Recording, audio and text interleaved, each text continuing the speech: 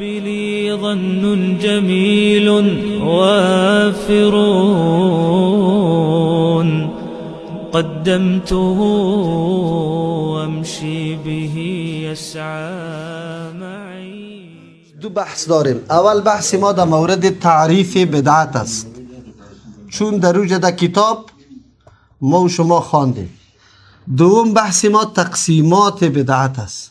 تعریف بدعت، بهترین تعریف خود رسول الله صلی الله علیه و سلم در حدیث کرده که عایشه رضی الله عنها نقل میکنه که پیغمبر صلی الله علیه و سلم فرموده: من احدث فی امرنا هذا ما لیس منه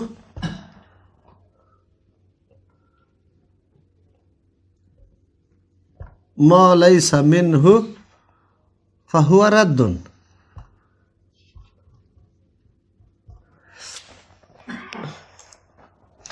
کلمه من عام است، هر کس را شامل می شود. امی احداث یا چیزی را که کسی جدید پیدا میکنه، هر کسی باشه، ملا صاحب باشه، پیر صاحب باشه، ولی باشه و آقا باشه، آخونزاده باشه، هر کسی که باشه که احداث میکنه، احداث میگه جدید پیدا میکند، جدید پیدا میکند. خود در کجا پیدا کردن جدید مطلقا نارواست. این برقایی که ما در روشنیش نشسته هستیم، این چوکیا، این فرش، این امکاناتی که داریم، این قلم، این تخته، این کلش نارواست؟ نه، در دین ما مراد از امر دین ما.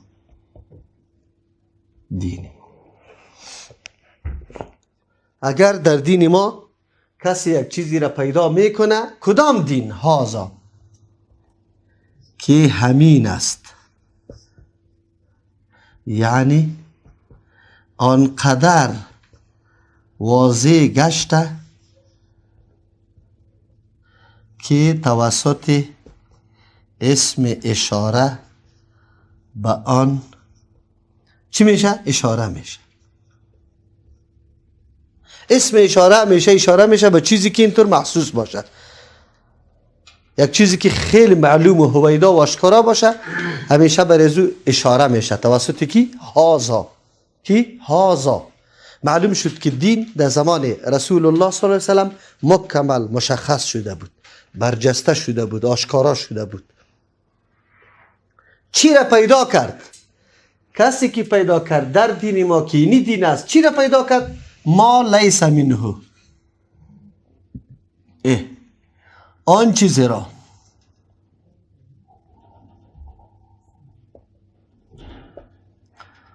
که لیس نیست، چیسته از منه، از دین ما.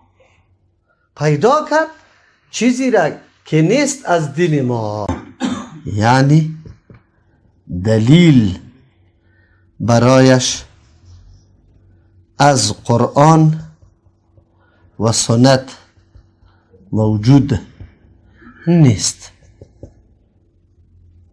پس او چی است؟ فهو، همین چیز جدید چی است؟ رد، مردود است، یعنی قابل قبول نزد الله جل جلاله نیست. خب اینجا در تعریف بدعت ما بدعت عالی میشناسیم. احداث هر کسی کرده باشه، جدید پیدا کرده باشه، سابقه نداشته باشه، و در دین ما در دین ما کدام دین که نمیسته؟ در دین ما که نمیسته. تعریف بدعت ما ای آلی دیگه هم تشریح میکنم براتان. تقسیم بدعت ما باقی مانده. در بدعت چند تقسیمات میکنیم. از تعریف برای ما تقسیم پیدا میشه. خود یه تعریف تقسیم برای ما پیدا میکنه.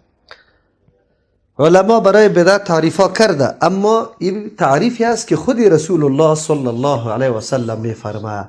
مالی میفهمیم هر کسی که باشه که پیدا کنه در دین ما، داخل دین ما، یک چیزی را، یک پرزه را در دین ما اضافه کنه.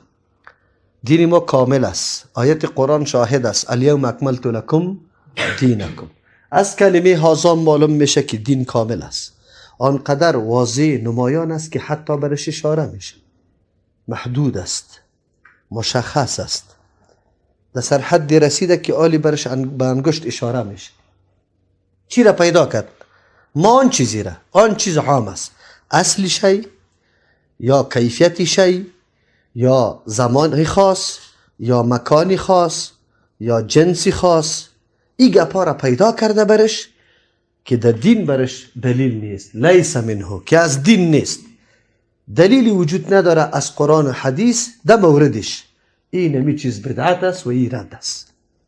بدعت مردود است، قابل قبول نیست، اگرچه در ظاهر بسیار زیبا و جلوه‌دار باشه. 3 تقسیمات ما اینجا در بدعت میکنیم. تقسیم اول، تقسیم دوم، تقسیم سوم.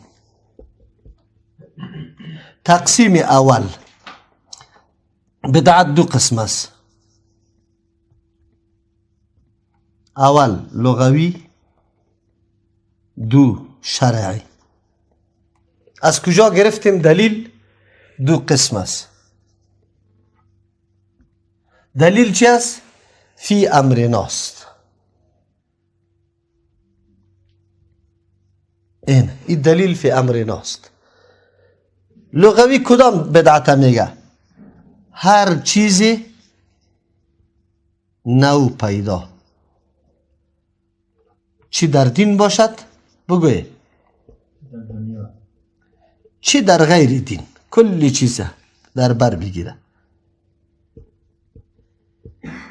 این چی در غیر دین.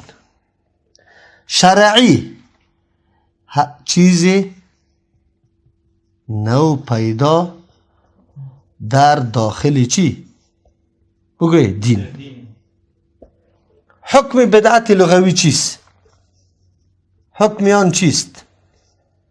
خوب آن خوب و بد آن بد است. بدعت لغوی هر چیزی نو پیدا بد نیست، اگر او فایده‌مند باشه، منفعت داشته باشه. خوب گروپ چیست؟ بگوی خوب است. خوب است؟ بله. خب قلم چیست؟ خوب است. اما عکسی که توسط کامera کشیده میشه و هم زن باشه و هم برهنه باشه، این چی است؟ بد است. بد است. خوبش خوب است، بدش بد است. بدعت در دین مطلقاً بد است. اینه شرعی چیزی نو پیدا در دین را گویند، حکمش چی است؟ مطلقاً چی است؟ بگوی نادرست است. دلیل داریم؟ کل بدعت ضلالتون. کی می فرماید؟ پیغمبر علیه السلام. چی میگه؟ کل بدعت ضلالتون. هر بدعت گمراهی است. یک بدعت هم از پیش استثناء نکرده. پس اینجا تقسیم از بین رفت. کسی که میگه که بدعت در دین 2 تقسیم قبول داره، یکیش حسن است یکیش غلط است. چرا؟ اگر کسی تقسیم قائل شود، نقض قول کی را میکنه؟ رسول الله را. معارضه و مقابله با قول کی میکنه؟ رسول الله صلی الله علیه و سلم میگه هر بدعت گمراهی است و تو میگی نه، بعضیش چیست؟ گمراهی نیست. فتوای پیغمبر قابل قبول است از مردم یا از ملا، ولو که اون ملا به درجه بالا باشه، خیر مقام عالی داشته باشه، مشهور باشه، تصنیفات داشته باشه، اما در این مورد در مقابل فتوای پیغمبر هیچ فتوای دیگه قابل قبول نیست. یک تقسیم دوم اینجا علامه میگذارم، این طرف میگیرم، شما بس جای داری اموجا بگیری. اینه علامه ماندم شه. علامه تقسیم دوم. بدعت دو قسم است. اینجا دو قسم است. کدام؟ اول بدعت فی الدین، او دوم بدعت للدین. این ناروا، این چی است؟ روا. نامی ازی یک نام دیگه هم داره. ای را بدعت در مقاصد میگه. ای را چی میگه؟ بدعت در وسائل. این فرق داره. قلم بدعت است، لیکن کدام بدعت است؟ مقصد است یا وسیله است؟ وسیله است. من در درس آمدم، در موتر آمدم، رسول الله صلی الله علیه و در موتر نرفته بود. رفته بود؟ در زمانش موتر در سر موجود نبود. خب پیغمبر علیه السلام اینطور تخته بود؟ اینطور مارکر بود؟ تشریح را برای صحابه کرام امی رقم کرده بود؟ نکرده بود. این خب بدعت است، نارواست؟ نه، این دین است.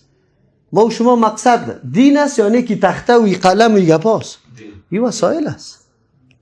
خب حالی اگر کسی بر ما بگوید این حالی بدعت للدین، این روا، این ناروا، این روا، مثالش بگو. مثال از او که بدعت در دین است مثل چی واره؟ بگوی. آفرین. تجلیل چیست؟ میلاد. اینه مثال از این را بگوی. لاسپیکر. صحیح شد؟ جزاک الله. خب تقسیم وقتی کی را اینالی وای مدرسه هم بدعت است، کتاب تصنیف که چاپ کرده هم بدعت است. این وسیله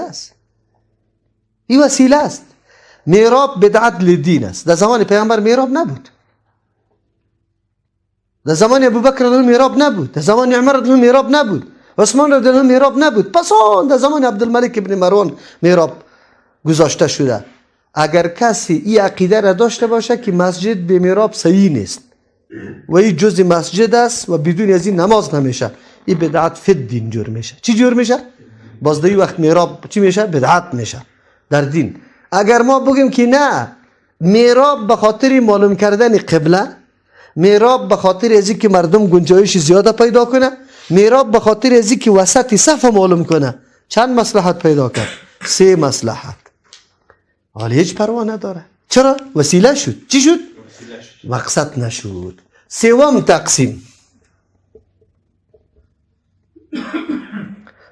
تقسیم اینجا میگیرم. اینه یام دو قسم است. اول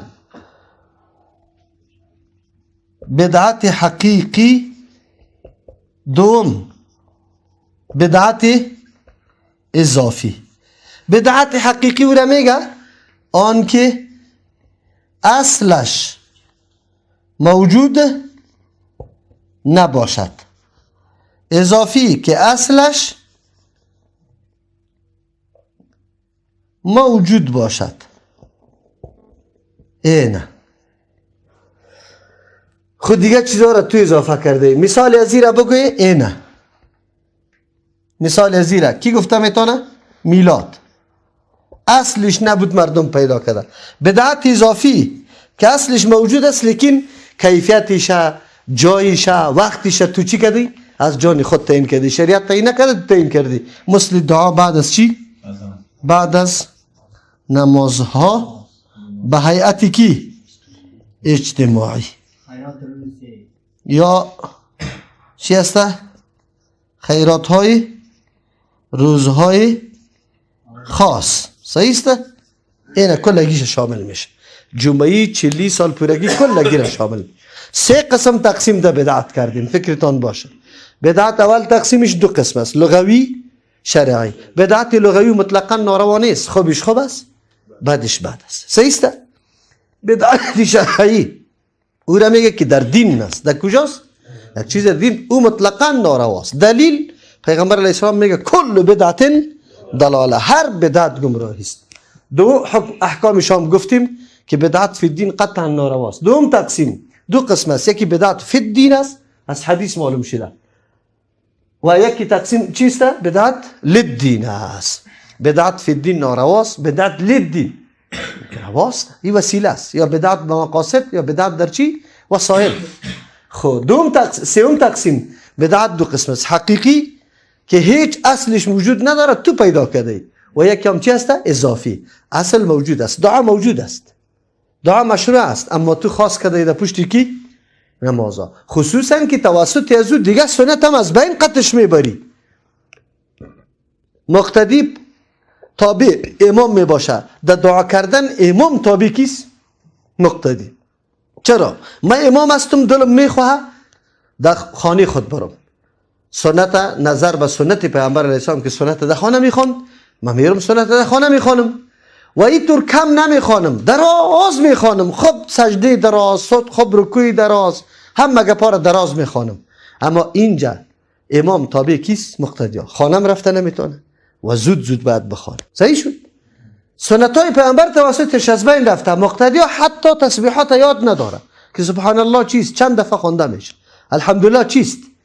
اگر کسی دین بدانه خود شما باور به الله بکنه، یک دفعه این گپا را شما بفهمی، یقین به الله بکنی، این ملت بیچاره در بدر است، کل عمر از فضیلت ها محروم، از سنت های پیغمبر محروم، از طریقی رسول الله محروم.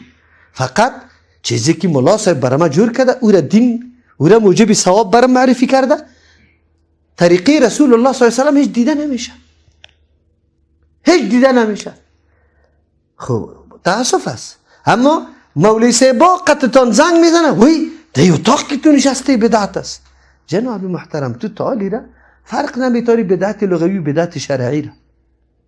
باز بعد از او برای ما تقسیمات قائل میشی. تو میگی خب بدعت شرعی دو تقسیم داره، او برات میگه بله بدعت شرعی دو تقسیم داره، هم حسنه هم سیئه.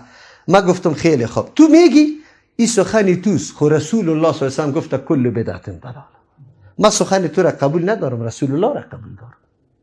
نه فلانی عالم گرفته فلانی عالم، بگو که همین نوری چشمم گرفته باشه در مقابل پیغمبر گپیشه قبول ندارم. این را باید آدم بدانه. تقسیم بدعت و تعریف بدعت در حدیث است. از این که انیالی بدعت اضافی توسط چند چیز بدعت جور میشه، مخالفت طریقی رسول الله در چند چیز میشه؟ در 6 چیز. ایره علایده براتون عالی نوشته میکنم. ایره خب دقیق یاد بگیری، باز انشالله بند نمیمانه. هر کس که در مقابلتان سوال میکنه جواب داده میتونه، خلاص. و یک شب بدعت بودنش 20 ثابت میتونی، ای دیگه تال نمیدی، خلاص. چرا بدعت برش میگی؟ پیغمبر گفته من احدث فی امرنا هذا ما لیس منه فهو رد. در دین هر کس در دین یک پرزر اضافه میکنه موجب ثواب میدانه. 12 ربیع الاول، ماه ربیع الاول خاص میکنه برای تجلیل میلاد. چیزی نو پیداست. چرا؟ سند نداریم، از قرآن حدیث برش سند نداریم. پیغمبر تجلیل کردن؟ نه. صحابه کردن؟ نه. تابعین کردن؟ نه. تابعین کردن؟ نه. از کجا آمده؟ موافقت یک عمل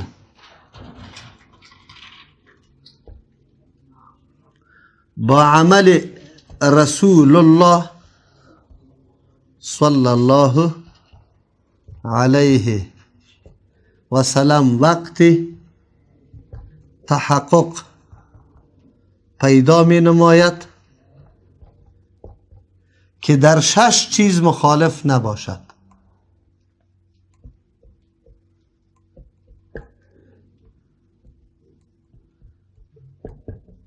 مخالف نباشد. درست است؟ اول در جنس، 2 در مقدار، 3 در سبب، 4 در زمان، 5 در مکان. 6 در کیفیت. این بسیار ضرور است، این نکته ها را باید یاد داشته باشه. در جنس، جنس باید مشروع باشه، یعنی جنس باید در شریعت مشروع باشد. پس اگر کسی اسب را با آنکه حیوان حلال است، حلال است، قربانی نماید، قبول نیست. چرا قبول نیست؟ زیرا در شریعت این جنس بگو قربانی نشده است. یک آدم اسب قیمت هم زیاد داره، میگه من به جای بوز و گوسفند چی میکنم؟ اسب قربانی میکنم. میشه؟ میشه؟ نمیشه. در مقدار زیاده کردن بگویر رکعات کی؟ نماز. مثلا نماز صبح را چند؟ 4 رکعت خواندن، 4 رکعت فرض خواندن. موافقت است یا مخالفت؟ در سبب، شریعت سبب تعیین کرده باشه که به خاطر اینی گپ اینی کار میکنی. یک شخصی برای داخل شدن خانه 2 رکعت تحیه میخواند، درست است یا نادرست؟ نادرست است، زیرا این را خود 4 رکعت خواندن صحیح کو. زیاده کردن رکعات نماز مثل نماز صبح را 4 رکعت فرض خواندن درست نیست. چرا درست نیست؟ زیرا شریعت 2 رکعت را مقرر نموده است. اینجا نادرست است. چرا نادرست است؟ زیرا شریعت دخول خانه را سبب تحیه بگوی نگردانیده است. وضو کردن سبب تحیه گردانیده نه؟ 2 رکعت تحیت الوضو میخوان. داخل شدن مسجد چی کرده؟ 2 رکعت تحیت المسجد خوانده میتونیم. یک آدم میگه نه، هر دفعه که من در خانه میرم 2 رکعت تحیه میخوانم. چی شد؟ خودی نماز بدعت نیست. نماز بدعت است؟ نه، لیکن ای چی کرد؟ سبب از جان خود برش خاص کرد. در زمان اگر کسی در عرفات صحیح است شب 7 ذوالحجه مکمل شب را ایستاده بگذراند درست نیست، زیرا زمان وقوف عرفات کیست؟ 9 چی است؟ 9 ذوالحجه است. چرا که در زمان مخالفت کرده، در مکان مخالفت. یا یک قربانی را یک آدم میگه روز عید است، قبل از اینکه من در عیدگاه میرم همینجا تا که پس میم زنا و اخ دل جگرش چی شده سرخ کرده باشه قربانی بکنه، درست است؟ شریعت مقرر بعد از چی کرده؟ بعد از نماز عید. در مکان یک شخصی در مزدلفه وقوف می نماید.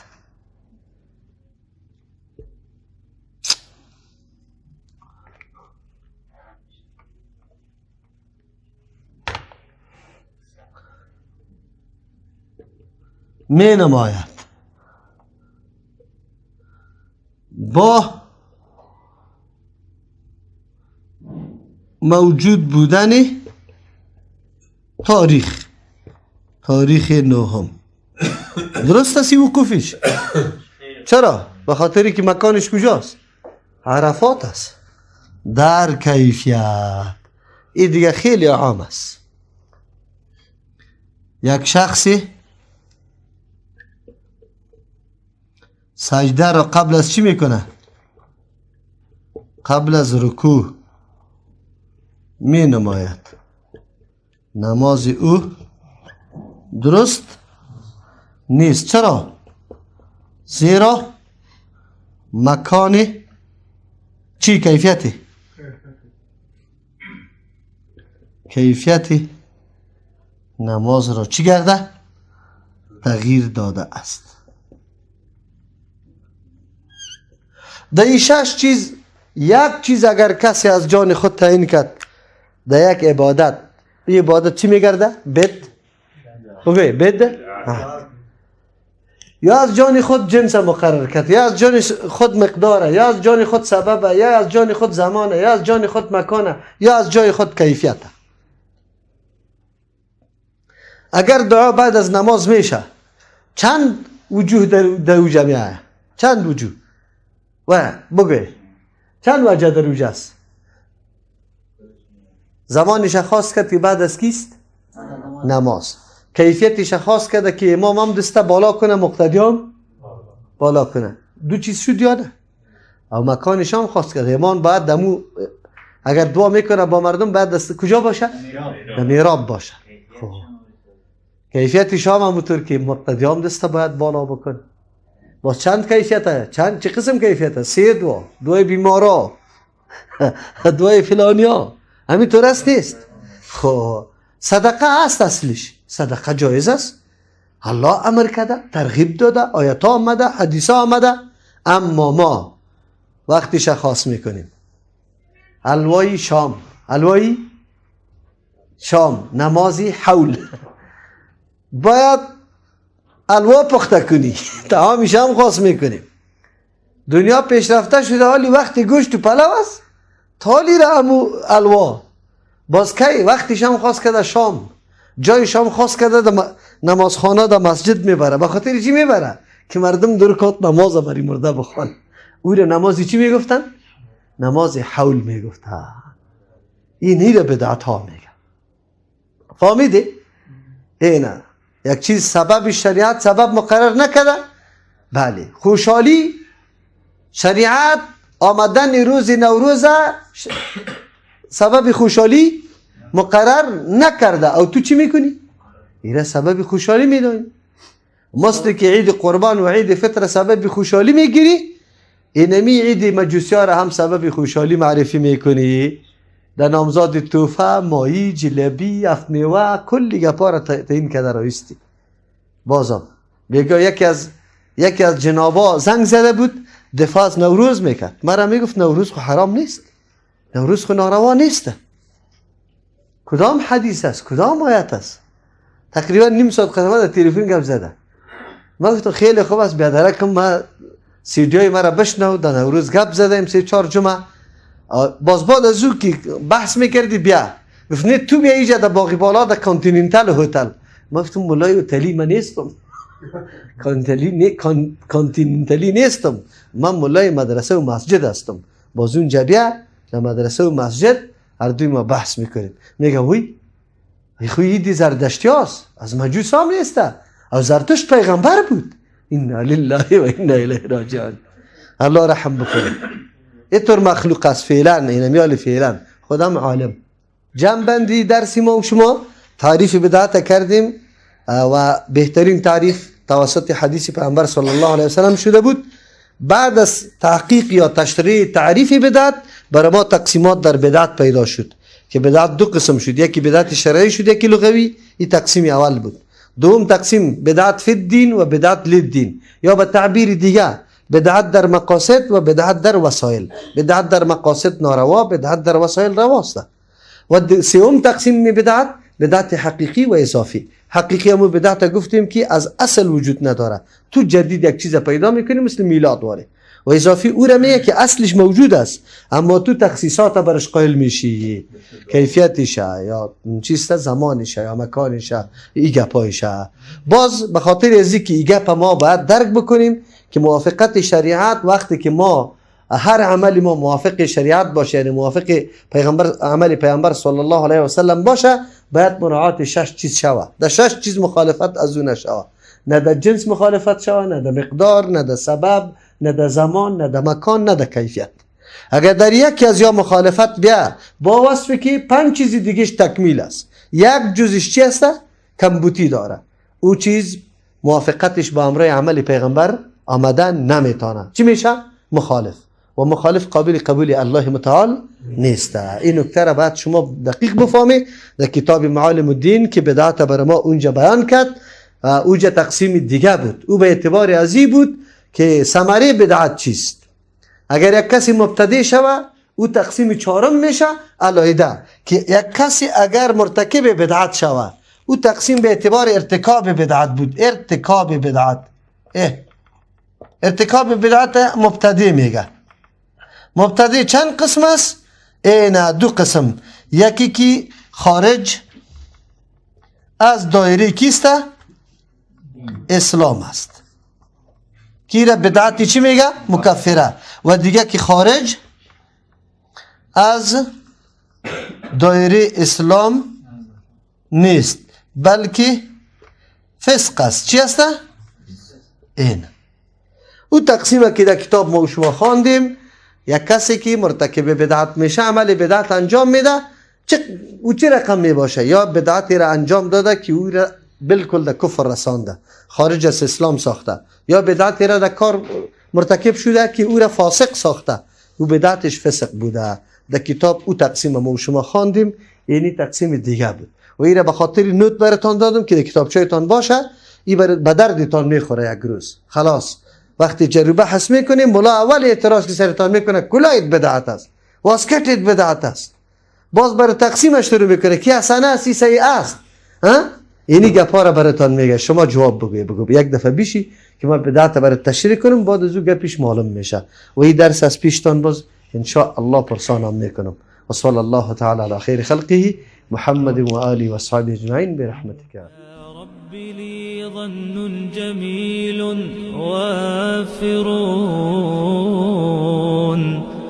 قدمته وامشي به يسعى معي يا رب يا